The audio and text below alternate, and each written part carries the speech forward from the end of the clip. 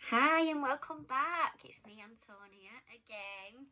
I am finally back to speak to you about Lady Betty, the female executioner, the hang lady, the executor of Roscommon. Oh, I'm so excited. I bet nobody's as excited as me. The reason that it's so exciting about this Lady Betty is because it was so rare that a female was an executioner. So I just thought, oh my god, imagine she must have been like either a really horrible person, ruthless, cold-hearted, and just so mean to be able to do that.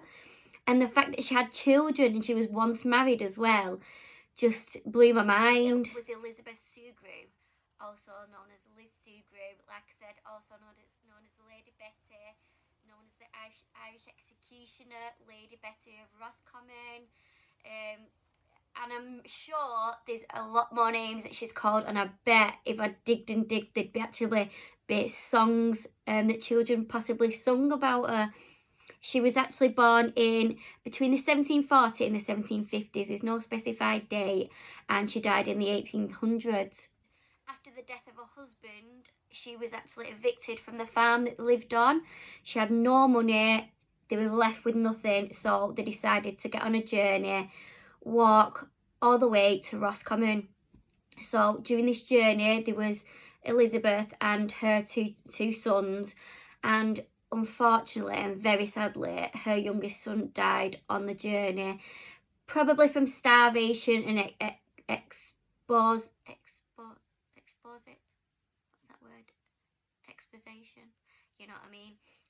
On the way, and he probably was just buried in a shallow grave on the side of the road. So once Elizabeth and her son got to Roscommon, they literally just moved into a little hut kind of little building at the side of the road. So it was just pure squalor, probably the size of probably a shed.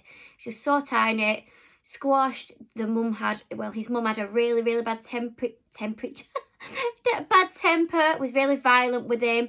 So at the soonest opportunity, her son went and left to join the army. Oh, and her son was called Padraig. I'm guessing because it's Padraig. Hoping that's how you pronounce it. It's probably completely wrong. But while he was living with his mum, if he wouldn't have done the things he did, he probably would have died too, because he was so deprived and probably was starving all the time. So he just did a lot of begging, scavenging, and also probably did a few robberies and things to make some money so they could eat. Patrick did join the British Army. I think it was the British Army. He ended up in America. And while he was there, instead of joining the British Army, he joined another of the American ones who was to fight against the British, who was opposed of the British Army. So even though he was Irish and from Ireland, he was still wanting to join this army to help with American independence, which is crazy. But yeah, he still sent his mum letters and money, and she was still just like a hermit. She never left the house. She was miserable. She was still very angry, and I can't imagine getting a letter from her was any fun at all. People who survived and didn't die in any battles or in the wars would be able to make a name for themselves and make money. And that's exactly what he did, and his letters became less frequent, and I think that's what it kind of destroyed Elizabeth, because she had no one else. She had no husband, she had no children now, and she was just living this pointless, empty life. And that was until one night. So it had been a few years, and Elizabeth was still living on her own. As I said, she was a widow. She'd lost her youngest child on the journey to Roscommon, and her other son had left and joined the army, like quite a few years back at this point. So she was still living in squalor, probably the miserablest old lady ever that you could meet, because she had such a, from the start she had a hard life, but it just got worse and worse, didn't it? Like she's living a sad, miserable, lonely life on her own. So one night she just get a knock at the door, and it's a tall, bearded, well dressed man who is looking for somewhere to stay for the night. So obviously they'll be willing to pay for lodgings for the night, And straight away, Elizabeth saw money signs and was like, of course, yeah, come and stay. And straight away, in her head, she thought, I'm going to kill this guy. Can see he's got money, I'm going to take every penny he's got. That was what went through her mind. How crazy is that? So she did just that. She murdered this innocent man that was just looking for somewhere to stay for the night. I can't believe it. Like, she'd not done anything, as we know, done anything like this before. Killing somebody, killing a stranger for money. Like, she must have been desperate for money, but still, there were other ways she could have probably tried to earn some money. She could have been begging herself, you know, things like that. So she does the deed. She kills him, and then after that, she's rummaging through all his things, seeing what she could find, what she can earn money off, and you can't even believe this. You couldn't even make this shit up. It's only a son in it from the army, a long lost son. He'd come back, didn't say who he was, and she's just murdered his later. She's just murdered her only son. And you'd think she's so cold, she'll probably just hide the body and things like that, but no, she actually doesn't. She breaks down. She's horrified at what she has done, and she's crying and bawling and wailing, and she's at the window screaming, and she's out in the streets running around telling everybody what she'd done. She was absolutely mortified that she'd killed a son. So I bet you're wondering why her son didn't let her actually know that who he was. So when he got back, he had a different accent, so he had like a twang to it, so she didn't recognise him through that. And he didn't mention it because he wanted to see if his mum was still the same person or whether she changed. So he left her to it, and was just gonna see what happened. But then when I said she was going through these things, it was actually letters addressed to her that she found, and then she noticed the handwriting and thought, oh my god, my son, my beloved son, that's his writing. What the have I done for it? She's made herself this way from being such a hermit. She'd only really ever leave if she needed to go and get food, then she'd be straight back. So she'd literally enclose herself in this place, and a mentality was just not there. And obviously this day she'll learn it for herself. And look at her actions. Even her actions, it doesn't make sense that she'd just kill a random stranger for money just because he pulled out a coin and give it to her, and she saw that he had money, so she thought straight away, right, money, let's kill him. Let's just get a knife out and kill him in the middle of the night while he's sleeping. So I've also found out that Lady Betty did sometimes let her bed out for money to actual people looking for lodgings. So it just baffles me out of all these people that probably paid her, how come this one night have been the one that she killed? So I'm thinking maybe she did kill some of the other ones and possibly buried them somewhere. So on the day of her execution, she was led shackled with 25 other people that were going to face the death penalty that day. But as they're all there, they're waiting and waiting. No executioner. Like, where the hell is this guy? Where is the executioner? Like, everybody was baffled. Like, you can't just have an execution plan for 26 people and then the main person they need not show up. But it turns out the executioner was not very well that day. He was having a sick day. So with the crowds forming and bloodlust in the air and no executioner, there was the other 25, there were just, some of them were even children for doing petty things like breaking a fence, things like that, and they were put to death just because of silly things like that. There was like religious nationalists, like military people, possible military people and things like that. Just anybody really. Like I said previously, I think a lot of the time in those days it was for the entertainment of the people and to keep crimes down. But at this point, like, so they had no executioner and nobody else was standing forward to offer their services. So Elizabeth steps forward and says, I'll do it, literally. So the really weird thing is that Lady Betty was the only one to be hanged for such crimes such as murder. The other people, the other 25 was people like the white boys. The white boys are the young ones that break fences, you know, don't want to accept that people own lands and things, so they'll knock fences down, ruin hedges and things like that. Just things that look like kids do anyway, and they were getting put to death for it.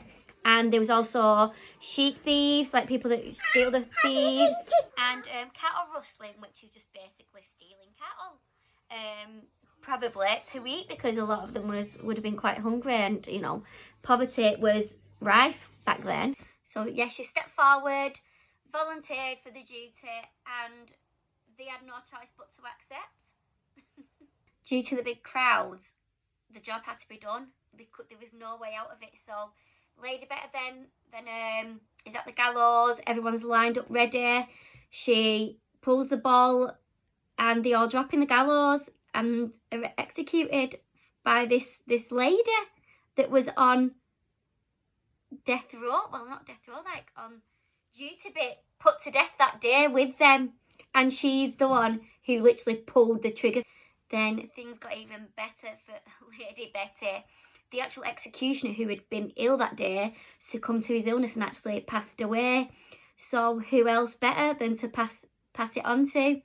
And she was offered the role of the executioner. She worked as Roscommon's official executioner for many years. She lived there. She had her own room there. She was living her best life there. It's also said that she had a lot of charcoal in her room, and she would etch out the faces of people that she had executed. I don't know whether that's true or it's not true, but I thought I just had to share that with you. She must be a talented artist.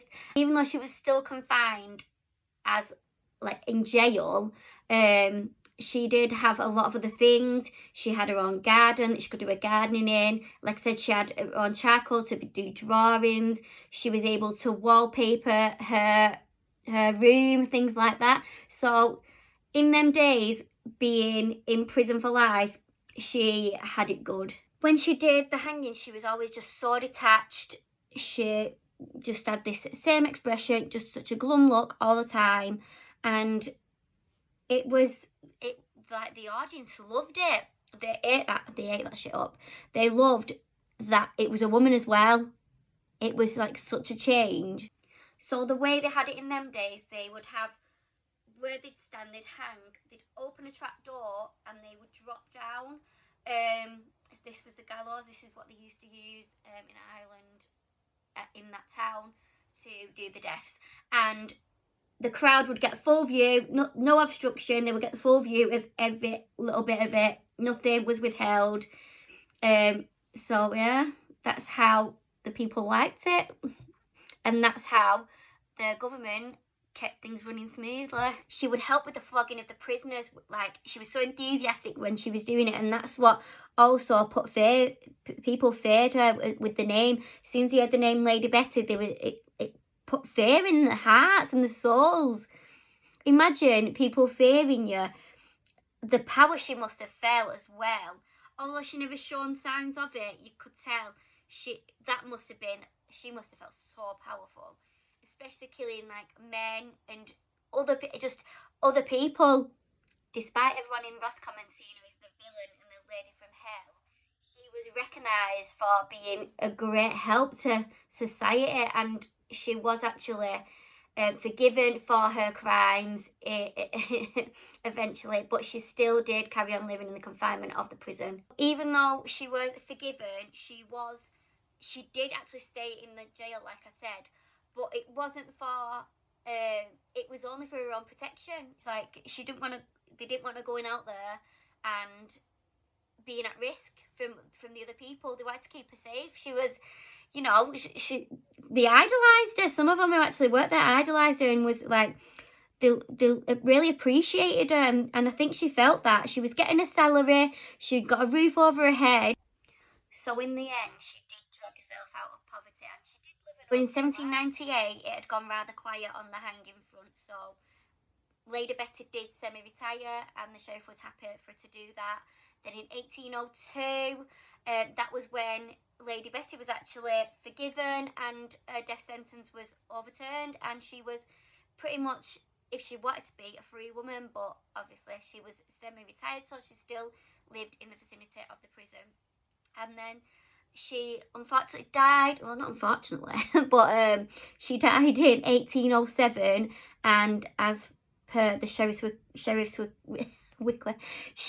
request, she was buried in an unmarked grave in the middle of the night, so nobody knew where to find her. So many of these are some facts, some myths. Obviously we won't know 100% which is which, but what an amazing story. Like, it's almost like a rags to riches, but with a twist. So there we have it, Lady Betty, the first and only female executioner, hangwoman of Ireland. There was a stage production made called Lady Betty by a man called Declan Donnellan. He also produced the musical Sweeney Todd, which takes me on to what we're going to talk about next. We all know the film Sweeney Todd, featuring amazing Johnny Depp, who we all love. And it was produced by Tim Burton, as always. So going on from that, this Declan Donnellan, he'd made the musical version of Sweeney Todd. So I thought, next thing, what can we go on to? And then it turns out that although Sweeney Todd was thought to be a fictional character, it turns out that researchers have actually found that this person and these gruesome crimes were real. So this was a real life barber who murdered 160 people, or about 160 people, as always, we never know precise numbers. So around 160 people he killed, and he would use their remains to fill pies, for pie fillings. And now we've introduced the next person we're going to be talking about, the next serial killer that we're going to talk about, because in a sense, Lady Betty kind of was a serial killer, but she was paid to do it, so she's classed as a serial killer, a hit woman, or just a hang woman. And I'm kind of feeling this eye makeup today, although I've had it on for quite a few hours now, did the school in it, but I'm kind of feeling that glitter. Thanks for watching. Subscribe to me if you want to catch the next one about the real life Sweeney Todd, and give it a like if you enjoyed the video. And thanks for watching. Bye.